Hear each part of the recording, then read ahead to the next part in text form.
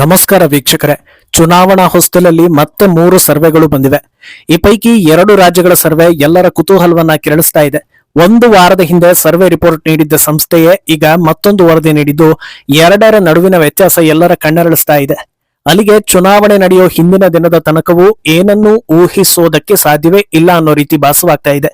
ಆದ್ರೆ ಈಗ ಬಂದಿರೋ ವರದಿ ಪ್ರಕಾರವೇ ಬದಲಾವಣೆ ಆಗ್ತಾ ಇದೆ ಅನ್ನೋದೇ ನಿಜವಾದ್ರೆ ಅದಕ್ಕೆ ಕಾರಣಗಳು ಏನು ಅನ್ನೋದು ಕೂಡ ಚರ್ಚೆಗೆ ದಾರಿ ಮಾಡಿಕೊಟ್ಟಿದೆ. ಇನ್ನೊಂದೆಡೆ ಬಂಗಾಳ ಸಿಎಂ ಮಮತಾ ಬ್ಯಾನರ್ಜಿ ಮತ್ತೊಂದು ಸುಳ್ಳನ್ನ ಹೇಳಿದ್ದಾರೆ.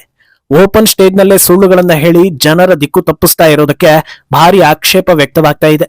ಹಾಗಿದ್ರೆ ಚುನಾವಣಾ ಅಖಾಡ ಹೇಗಿದೆ ಅನ್ನೋದನ್ನ 1 by 1 ವಿವರಿಸ್ತಾ ಹೋಗ್ತೀವಿ.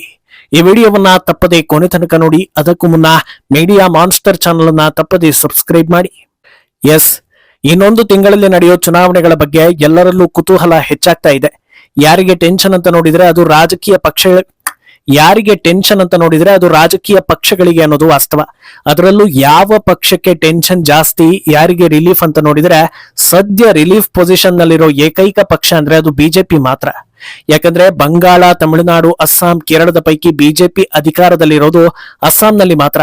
ಅಸ್ಸಾಂ ವಾತಾವರಣ, ಸಮೀಕ್ಷೆ, ನಿರೀಕ್ಷೆ ಎಲ್ಲವೂ ಬಿಜೆಪಿ ಪರವಾಗಿ ಇರೋದ್ರಿಂದ ಆ ರಾಜ್ಯವನ್ನ ಉಳಿಸಿಕೊಳ್ತಾರೆ ಅನ್ನೋ ಹೋಪ್ ಎಲ್ಲರಲ್ಲೂ ದಟ್ಟವಾಗಿದೆ.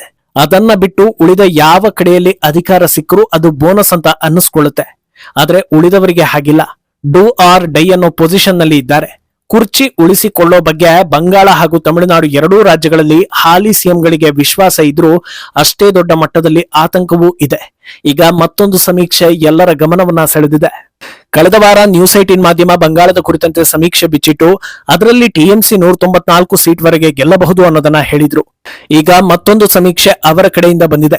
ಈಗಿನ ವರದಿ ಪ್ರಕಾರ ಬಿಜೆಪಿ 113 ರಿಂದ 123 ಸೀಟ್ ಹಾಗೂ ಟಿಎಂಸಿ 169 ರಿಂದ 179 ಸೀಟ್ ಅನ್ನೋದು.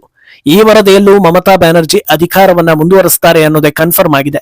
ಆದ್ರೆ 1 ವಾರದ ಗ್ಯಾಪ್ ನಲ್ಲಿ ಬಿಜೆಪಿ ಗೇನ್ ಆಗಿದೆ, ಟಿಎಂಸಿ ಕುಸಿತ ಕಂಡಿದೆ. ಇದು ಗೇಮ್ ಚೇಂಜರ್ ಅಂತ ಅನ್ನಿಸ್ಕೊಳ್ತಾ ಇದೆ. ಎಲೆಕ್ಷನ್ಗೆ ದಿನಗಳು ಹತ್ತಿರ ಆಗ್ತಾ ಇರೋ ಹೊತ್ತಲ್ಲೂ ಮಮತಾ ಪ್ರಭಾವ ಗಾಢವಾಗಿದೆ. ಮುಂದಿನ ಸಾಲಲ್ಲಿ ಬಹಳ ಗಟ್ಟಿಯಾಗಿ ನಿಂತಿದ್ದಾರೆ ಅನ್ನೋ ರೀತಿ ಇದ್ದಿದ್ರೆ ಬಿಜೆಪಿ ಈ ಬಾರಿ ಯಾವ ನಿರೀಕ್ಷೆ ಇಟ್ಕೊಳ್ಳೋ ಅವಶ್ಯಕತೆ ಇಲ್ಲ ಅನ್ನೋ ರೀತಿ ವ್ಯಾಖ್ಯಾನಕ್ಕೆ ಬರ್ತಾ ಇತ್ತು. ಆದ್ರೆ ದಿನ ದಿನಕ್ಕೂ ಬದಲಾವಣೆ ಆಗ್ತಾ ಇರೋದು ಎಲ್ಲರ ಕುತೂಹಲವನ್ನ ಕೆರಳಿಸ್ತಾ ಇದೆ. ಕೇವಲ ಬಂಗಾಳವನ್ನ ಗಮನದಲ್ಲಿ ಇಟ್ಕೊಂಡು ಈ ಬಾರಿ ಸಮೀಕ್ಷೆಗಿಂತಲೂ ಬಿಜೆಪಿ ಪರ್ಫಾರ್ಮೆನ್ಸ್ ಚೆನ್ನಾಗಿರ್ಬೋದು ಅಂತ ಹೇಳೋದಾದ್ರೆ ಅದಕ್ಕೆ ಒಂದಷ್ಟು ಬಲವಾದ ಕಾರಣಗಳಿವೆ. ಮೊದಲನೆಯದಾಗಿ ಎಸ್ಐಆರ್. ಆಲ್ರೆಡಿ ಎಸ್ಐಆರ್ ಇಂಪ್ಯಾಕ್ಟ್ ಹೇಗಿರುತ್ತೆ ಅನ್ನೋದನ್ನ ಹಿಂದಿನ ಹಲವು ಎಪಿಸೋಡ್ಗಳಲ್ಲಿ ಹೇಳಿದ್ವಿ. ಸುಮಾರು 63 ಲಕ್ಷ ನಕಲಿ ವೋಟ್ ಡಿಲೀಟ್ ಆಗಿದೆ, 30 ಲಕ್ಷ ವೋಟ್ಗಳು ಸ್ಕ್ರೂಟಿನಿಯಲ್ಲಿದೆ. ಓವರಾಲ್ ಆಗಿ ಕಳೆದ ಎಲೆಕ್ಷನ್ಗಿಂತ ಕೋಟಿ ಲೆಕ್ಕದಲ್ಲಿ ವೋಟ್ ತಗ್ಗಿದೆ. ಹೊಸ ವೋಟರ್ಗಳ ಲೆಕ್ಕ ಅಬ್ಬಬ್ಬಾ ಅಂದ್ರೆ ಲಕ್ಷದಲ್ಲಿ ಇರಬಹುದು. ಆದ್ರೆ ನಕಲಿ ವೋಟ್ಗಳಿಂದ ಮಮತಾಗೆ ಬೆನಿಫಿಟ್ ಆಗ್ತಾ ಇತ್ತು ಅನ್ನೋದಕ್ಕೆ ಅವರ ಹಾವಭಾವವೇ ಸಾಕ್ಷಿಯಾಗಿತ್ತು. ಆದ್ರೆ ಹೊಸ ವೋಟರ್ಗಳೆಲ್ಲರೂ ಟಿಎಂಸಿ ಬೆಂಬಲಿಸ್ತಾರೆ ಅನ್ನೋದನ್ನ ಹೇಳೋದಕ್ಕೆ ಸಾಧ್ಯವೇ ಇಲ್ಲ. ಆದ್ರಿಂದ ಈ ವಿಚಾರ ಟರ್ನಿಂಗ್ ಪಾಯಿಂಟ್ ಆಗೋ ಸಾಧ್ಯತೆ ಇದೆ. ಇನ್ನೊಂದು ಕಾರಣ ಬರೋಬ್ಬರಿ 74 ಹಾಲಿ ಶಾಸಕರು ಹಾಗೂ ಸಚಿವರಿಗೆ ಟಿಕೆಟ್ ಕೊಡದೇ ಇರೋದು. ಇಷ್ಟು ದೊಡ್ಡ ಮಟ್ಟದ ಇಂಟರ್ನಲ್ ಆಪರೇಷನ್ ಟಿಎಂಸಿಯಲ್ಲಿ ಮೊದಲ ಬಾರಿಯಾಗಿದ್ದು ಸೈಡ್ ಎಫೆಕ್ಟ್ ಆಗೋ ನಿರೀಕ್ಷೆಗಳಿವೆ. ಮತ್ತೊಂದು ಪ್ರಮುಖ ಕಾರಣ ಅಂದ್ರೆ ಅದು ಹುಮಾಯೂನ್. ಒಂದು ಕಡೆ ಎಸ್ಐಆರ್ಗೆ ಹೆದರಿ ಬಾಂಗ್ಲಾ ಮುಸ್ಲಿಮರೆಲ್ಲ ಓಡಿ ಹೋಗಿದ್ರೆ ಇರುವವರು ಓಟನ್ನ ಉಳಿಸ್ಕೊಳ್ಳೋದಕ್ಕೆ ಒದ್ದಾಡ್ತಾ ಇದ್ದಾರೆ. ಇನ್ನೊಂದು ಕಡೆ ಬಾಬ್ರಿ ಮಸೀದಿ ಹೆಸರಲ್ಲಿ ಪಕ್ಷದಿಂದ ಹೊರಬಂದು ಪ್ರತ್ಯೇಕ ಬಲ ಪ್ರದರ್ಶನ ಮಾಡ್ತಾ ಇರೋ ಹುಮಾಯೂನ್ಗೆ ಮುಸ್ಲಿಂ ಸಮುದಾಯ ದೊಡ್ಡ ಮಟ್ಟದಲ್ಲಿ ಬೆಂಬಲ ಕೊಡ್ತಾ ಇದೆ. ಅಲ್ಲದೆ ಎಐಎಂಐಎಂ ಪಕ್ಷದ ಓವೈಸಿ ಕೂಡ ಎಂಟ್ರಿ ಕೊಟ್ಟು ಹುಮಾಯೂನ್ಗೆ ಜೈ ಅಂತ ಹೇಳಿರೋದು ಮಮತಾ ಟೆನ್ಷನ್ ಅನ್ನ ಹೆಚ್ಚಿಸ್ತಾ ಇದೆ. ಆದ್ರಿಂದ ಈ ಬಾರಿ ಮಮತಾ ಗೆದ್ರೆ ಅದರಲ್ಲಿ ಹಿಂದೂಗಳ ಓಟೆ ದೊಡ್ಡ ಮಟ್ಟದಲ್ಲಿ ಇರೋ ಸಾಧ್ಯತೆ ಇದೆ. ಇನ್ನೊಂದು ಪ್ರಮುಖ ಕಾರಣ ಅಂದ್ರೆ ಅದು ಕಟ್ಟುನಿಟ್ಟಿನ ಎಲೆಕ್ಷನ್. ಪ್ರತಿ ಸಲ ಬಂಗಾಳದಲ್ಲಿ ಗೂಂಡಾಗಿರಿ ಆಗುತ್ತೆ ಅನ್ನೋ ಕಾರಣಕ್ಕೆ ಈ ಬಾರಿ 3 ಲಕ್ಷ ಸೆಕ್ಯೂರಿಟಿ ಸಿಬ್ಬಂದಿ ಕಣಕ್ಕಿಳಿದಿದ್ದಾರೆ. ಅದರಿಂದ ಗೋಲ್ಮಾಲ್ ಆಗೋ ಸಾಧ್ಯತೆ ಕಡಿಮೆ ಅನ್ನೋದು ಮಮತಾಗೆ ಹಿನ್ನಡೆ ತರಿಸೋ ವಿಚಾರ ಆಗಿದೆ. ಇಷ್ಟೆಲ್ಲಾ ಸವಾಲಿಟ್ಕೊಂಡು ಗೆಲ್ಲಬೇಕು ಅಂದ್ರೆ ಈ ಬಾರಿ ಹಿಂದೂಗಳ ವೋಟ್ ಪಡೆಯಲೇಬೇಕು. ಹೆದರಿಸಿ ಆದ್ರೂ ಸರಿ, ದಾರಿ ತಪ್ಪಿಸಿ ಆದ್ರೂ ಸರಿ, ವೋಟ್ ಬೇಕೇ ಬೇಕು ಅನ್ನೋ ಜಿದ್ದಿಗೆ ಬಿದ್ದಿರೋ ಮಮತಾ ಆಲ್ರೆಡಿ ಮಾಂಸಾಹಾರ ನಿಷೇಧ ಅಂತ ಒಂದು ಸುಳ್ಳು ಹೇಳಿ ಸಿಕ್ಕಿ ಬಿದ್ದಿದ್ರು. ಈಗ ಸಮಾವೇಶವೊಂದರಲ್ಲಿ ಓಪನ್ ಸ್ಟೇಜ್ ನಲ್ಲಿ ಇನ್ನೊಂದು ಸುಳ್ಳನ್ನ ಹೇಳಿದ್ದಾರೆ. ಈ ಎಲೆಕ್ಷನ್ ಬಳಿಕ ಬಿಜೆಪಿ ಗ್ಯಾಸ್ ಹಾಗೂ ಕ್ಯಾಶ್ ಎರಡೂ ಕೊಡೋದನ್ನ ನಿಲ್ಲಿಸ್ತಾರೆ ಅಂತ ಜನರನ್ನ ಹೆದರಿಸಿದ್ದಾರೆ. ಇದುವರೆಗೂ ಯಾವುದೇ ಎಲೆಕ್ಷನ್ ನಲ್ಲೂ ಆ ರೀತಿ ನಡೆದಿಲ್ಲ, ಯಾವ ರಾಜ್ಯದಲ್ಲೂ ಈ ರೀತಿ ಮಾಡಿಲ್ಲ. ಆದ್ರೂ ಕೂಡ ಮಮತಾ ಇಂಥ ಹೇಳಿಕೆಗಳನ್ನ ನೀಡಿ ಜನರನ್ನ ಹೆದರಿಸ್ತಾ ಇದ್ದಾರೆ. ಅಲ್ಲದೆ ಇದುವರೆಗೂ ತಮ್ಮ ಪ್ರಚಾರದಲ್ಲಿ ಮಮತಾ ಅಭಿವೃದ್ಧಿಯ ಬಗ್ಗೆ ಒಂದೇ ಒಂದು ಮಾತನಾಡದೇ ಇರೋದು ಕೂಡ ಗಮನಾರ್ಹವಾಗಿದೆ. ಕೇವಲ ಬೇಡದ ವಿಚಾರಗಳನ್ನೇ ಹೇಳಿ ಜನರ ದಿಕ್ಕನ್ನ ತಪ್ಪಿಸ್ತಾ ಇದ್ದಾರೆ. ಇದೆಲ್ಲವನ್ನ ನೋಡ್ತಾ ಇದ್ರೆ ಮಮತಾ ಬ್ಯಾನರ್ಜಿಗೆ ಸೋಲಿನ ಭಯ ದೊಡ್ಡ ಮಟ್ಟದಲ್ಲೇ ಕಾಡ್ತಾ ಇದೆ ಅನ್ನೋ ವ್ಯಾಖ್ಯಾನ ಕೇಳಿ ಬರ್ತಾ ಇದೆ. ಇನ್ನು ಇತ್ತ ತಮಿಳುನಾಡಿನ ಕಡೆ ನೋಡಿದ್ರೆ ಈ ಬಾರಿ NDA ಸುಲಭವಾಗಿ ಸರ್ಕಾರ ಮಾಡುತ್ತೆ ಅನ್ನೋದನ್ನ ಹೇಳಲಾಗಿದೆ.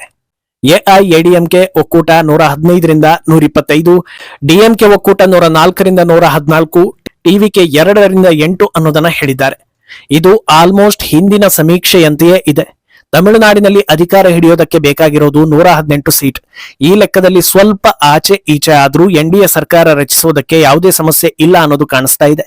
ಆದ್ರೆ ಇಲ್ಲಿ ಆಶ್ಚರ್ಯ ಪಡಬೇಕಾಗಿರೋದು NDA ವಿಚಾರದಲ್ಲಿ ಅಲ್ಲ, ಬದಲಾಗಿ DMK ವಿಚಾರದಲ್ಲಿ ಅಂತ ಹೇಳಲಾಗ್ತಾ ಇದೆ. ಯಾಕಂದ್ರೆ ತಮಿಳುನಾಡಿನ ಇತಿಹಾಸದಲ್ಲೇ DMK 2 ಬಾರಿ ಸತತವಾಗಿ ಅಧಿಕಾರಕ್ಕೆ ಬಂದಿಲ್ಲ. ಪ್ರತಿ ಸಲ ಅಧಿಕಾರ ಹಿಡಿದು ಮುಂದಿನ ಎಲೆಕ್ಷನ್ಗೆ ಹೋಗೋ ಹೊತ್ತಲ್ಲಿ ಇಂಥ ಭ್ರಷ್ಟಾಚಾರಿ ಪಕ್ಷ ಇನ್ನೊಂದಿಲ್ಲ, ಇವರಿಗೆ ಮತ್ತೆ ಚಾನ್ಸ್ ಕೊಡಬಾರದು ಅನ್ನೋ ರೀತಿಯ ನಿರ್ಧಾರಗಳನ್ನ ಅಲ್ಲಿನ ಜನರು ತೆಗೆದುಕೊಂಡಿದ್ದಾರೆ. ಆಮೇಲೆ 1 ಅಥವಾ 2 ಅವಧಿ ಕಳೆದ ಬಳಿಕ ಇವರಷ್ಟು ಒಳ್ಳೆಯವರು ಯಾರೂ ಇಲ್ಲ, ಇವರೇ ನಮಗೆ ಬೇಕು ಅಂತ ಬಹುಮತ ಕೊಟ್ಟು ಗೆಲ್ಲಿಸಿದ್ದಾರೆ. ಈ ಆಟ ಹೀಗೆ ಮುಂದುವರಿತಾ ಇದೆ. ಆದ್ರೆ DMK ಇತಿಹಾಸದಲ್ಲೇ ಸಿಕ್ಕಾಪಟ್ಟೆ ಕಾಂಟ್ರವರ್ಸಿ ಆಗಿರೋದು 2021ರಿಂದ 2026 ಅವಧಿಯಲ್ಲಿ ಅನ್ನೋದನ್ನ ಹೇಳಲಾಗ್ತಾ ಇದೆ. ಇಷ್ಟಾದ್ರೂ ಕೂಡ ಪ್ರಬಲ ಪೈಪೋಟಿ ನೀಡೋ ಹಂತದಲ್ಲಿದ್ದಾರೆ ಅಂದ್ರೆ DMK ಪ್ರಭಾವ ಗಾಢವಾಗಿದೆ ಅನ್ನೋದನ್ನ ಎಲ್ಲರೂ ಒಪ್ಪಿಕೊಳ್ತಾ ಇದ್ದಾರೆ. ಈ ಮಧ್ಯೆ ನೆಕ್ ಟು ನೆಕ್ ಫೈಟ್ ಸಮೀಕ್ಷೆಗಳ ಬಗ್ಗೆಯೂ ಜನರು 2 ರೀತಿಯ ಅನಿಸಿಕೆಗಳನ್ನ ತಿಳಿಸ್ತಾ ಇದ್ದಾರೆ. ಒಂದು, ಹೊರಗೆ ನೋಡೋದಕ್ಕೆ DMK ಸ್ಟ್ರಾಂಗ್ ಅಂತ ಅನ್ನಿಸ್ತಾ ಇದೆ, ಆದ್ರೆ ಖಂಡಿತ ಹೇಳ್ತೀವಿ DMKಗೆ ದೊಡ್ಡ ಹೊಡೆತ ಬೀಳುತ್ತೆ. ಎಲೆಕ್ಷನ್ ದಿನ ಜನರು ಸೈಲೆಂಟ್ ಆಗಿ ADMK ಕಡೆ ತಿರುಗಿ ಬಿಡ್ತಾರೆ, ಈ ರೀತಿ ಹಿಂದೆ ಆಗಿದೆ ಅಂತ. ಇನ್ನು ಕೆಲವರು ಹೇಳೋದು ಸಮೀಕ್ಷೆ ಮಾಡಿದವರಿಗೆ ಒಂದೇ ರೀತಿಯ ಉತ್ತರ ಸಿಕ್ಕಿದೆ, ವಾಸ್ತವದಲ್ಲಿ DMK ತುಂಬಾನೇ ಸ್ಟ್ರಾಂಗ್ ಇದೆ, ಮತ್ತೊಮ್ಮೆ ಅಧಿಕಾರಕ್ಕೆ ಬಂದ್ರು ಅಚ್ಚರಿ ಇಲ್ಲ ಅಂತ. ಆದ್ರಿಂದ ಸುಮ್ಮನೆ ಫೈನಲ್ ರಿಸಲ್ಟ್ ನೋಡೋದೇ ಒಳ್ಳೇದು ಅಂತ ಅನ್ನಿಸ್ಕೊಳ್ತಾ ಇದೆ. ಇದರ ಜೊತೆಗೆ ಡೀಪ್ ಡೌನ್ ಅನಾಲಿಸಿಸ್ ಅನ್ನೋ ಸಂಸ್ಥೆ ಪುದುಚೇರಿಯಲ್ಲಿ ಏನಾಗ್ಬೋದು ಅನ್ನೋ ಸಮೀಕ್ಷೆಯನ್ನ ಕೊಟ್ಟಿದೆ. ಅಲ್ಲಿ NDA ಸರ್ಕಾರ ಪುನರಾವರ್ತನೆ ಆಗುತ್ತೆ ಅನ್ನೋದನ್ನ ತಿಳಿಸಿದೆ. ಅಲ್ಲಿರೋ 30 ಕ್ಷೇತ್ರಗಳ ಪೈಕಿ 16 ಸೀಟ್ NDA ಗೆದ್ದುಕೊಂಡ್ರೆ ಕಾಂಗ್ರೆಸ್ ಒಕ್ಕೂಟ 11 ಹಾಗೂ ಇತರೆ ಪಕ್ಷಗಳು 3 ಸೀಟನ್ನ ಗಳಿಸಬಹುದು ಅಂತ ಹೇಳಲಾಗಿದೆ. ಅಲ್ಲಿಗೆ ಇದು ನಿಜ ಆಯ್ತು ಅಂದ್ರೆ ದಕ್ಷಿಣದಲ್ಲಿ 1 ರಾಜ್ಯ 1 ಕೇಂದ್ರಾಡಳಿತ ಪ್ರದೇಶದಲ್ಲಿ ಕಮಲ ಅಸ್ತಿತ್ವವನ್ನ ಉಳಿಸಿಕೊಂಡಂತಾಗುತ್ತೆ. ತಮಿಳುನಾಡಿನಲ್ಲಿ NDA ಗೆದ್ದು ಬಿಟ್ರೆ ದಕ್ಷಿಣದಲ್ಲಿ ಸ್ವಲ್ಪ ಬಲವಾಗ್ತಾ ಹೋಗುತ್ತೆ. ಇಂಟ್ರೆಸ್ಟಿಂಗ್ ವಿಷಯ ಏನಂದ್ರೆ ಈ ಬಾರಿ ಕೇರಳದಲ್ಲೂ ಸಣ್ಣ ಮಟ್ಟದಲ್ಲಿ ಪ್ರಭಾವ ತೋರಿಸೋದಕ್ಕೆ ಒಳ್ಳೆ ಅವಕಾಶ ಇದೆ ಅನ್ನೋದು. ಯಾಕಂದ್ರೆ ಸದ್ಯ ಅಲ್ಲಿ ಬಿಜೆಪಿ ಹಿಂದೆಂದಿಗಿಂತ ತಳಮಟ್ಟದಲ್ಲಿ ಗಟ್ಟಿಯಾಗಿದೆ. ಇನ್ನೊಂದು ಕಡೆ ಗಲ್ಫ್ ದೇಶಗಳಲ್ಲಿ ಕೆಲಸ ಮಾಡ್ತಾ ಇರೋ ಕೇರಳ ಪ್ರಜೆಗಳು ಈ ಬಾರಿ ವೋಟಿಂಗ್ಗೆ ಬರೋದೇ ಡೌಟ್. ಸುಮಾರು 2.34 ಲಕ್ಷ ವೋಟ್ಗಳು ಗಲ್ಫ್ ದೇಶಗಳಲ್ಲಿದ್ದು ಇದರಲ್ಲಿ ಮುಕ್ಕಾಲುವಾಸಿ ಜನರು ಮುಸ್ಲಿಂ ಲೀಗ್ ಅಥವಾ UDF ಮತದಾರರು.